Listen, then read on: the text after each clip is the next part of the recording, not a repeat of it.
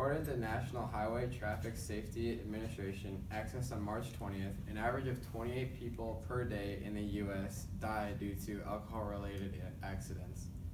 Please raise your hands if you've heard of someone riding with a drunk driver, been drunk and drive, or either of the following. Alright, so majority of us. We researched a large amount of statistics that are concerning to anyone because it all affects us as drivers. NDSU should adopt SDSU's Safeway Home busing service to try and help reduce these drunk driving accidents. Today my colleague and I will convince you to make our campus safe with to petition the university with an offer of a drunk bus or Safeway Home. First, it is imperative you know the gravity of drunk driving. Yes, thank you, Brett. Drunk driving is a serious and costly problem in our community and among adolescents. According to the Center for Disease and Control in 2016, the 16 to 19-year-old age range saw 2,270 kids die last year. That is 1/3 of all the drunk driving deaths. And 221,313 had to visit emergency medical services for drunk driving related problems. This additionally was amplified by the National Highway Safety Administration in Access March 20th, which said $52 billion in damage is caused annually by drunk drivers. Just think of the proportion of that number. You cannot dismiss drunk driving. It is putting everyone on the road at risk.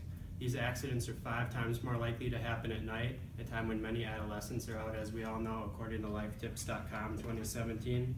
And many of these people engage in the behavior more than once because they've never experienced a problem or something bad happen to them.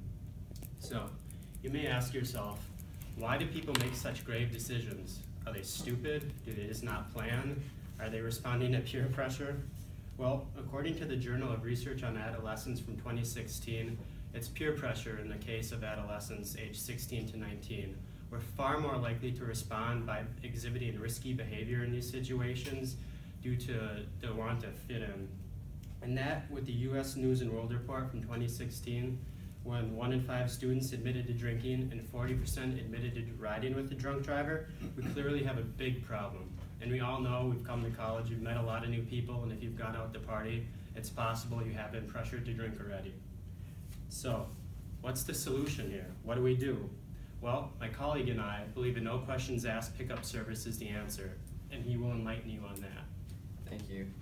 So, a Safe Ride Home would be adopted from South Dakota State University. It is a busing system that picks up, or it's on a route that picks up drunk students or students that just can't drive on the weekends, whether it's Wednesday night or Friday, Saturday, and then this busing service goes from 9 p.m. to 2:30 a.m., so more than likely the time that you'll be needing a ride.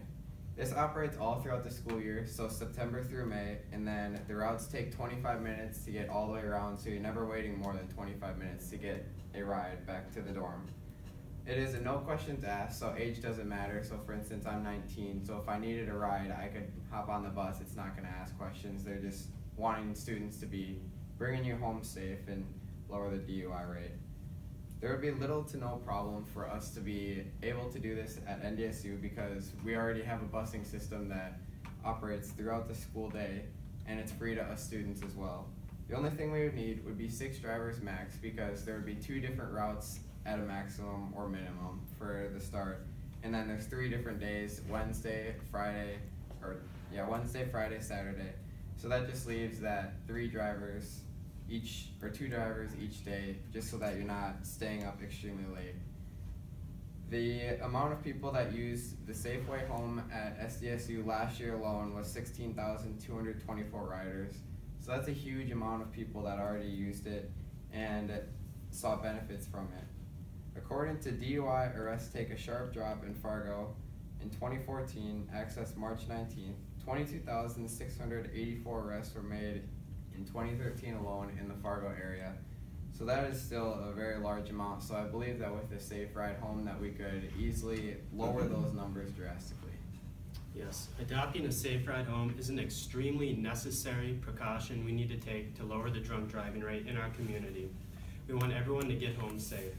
The tremendous emotional and monetary cost drunk driving puts on the community is just too much. People die every day, but imagine these people were your friends, family, children, even yourself. Drunk driving is never a good idea, no matter who tries to convince you otherwise. Our solution alleviates this. So, will you do your part? Would you please raise your hand to show that you would sign a petition to enact this service and make our campus safer? Thank you. And for any of you who abstained, please remember, you may be able to drive drunk. You may be able to do it twice, but it only takes one mistake to kill someone.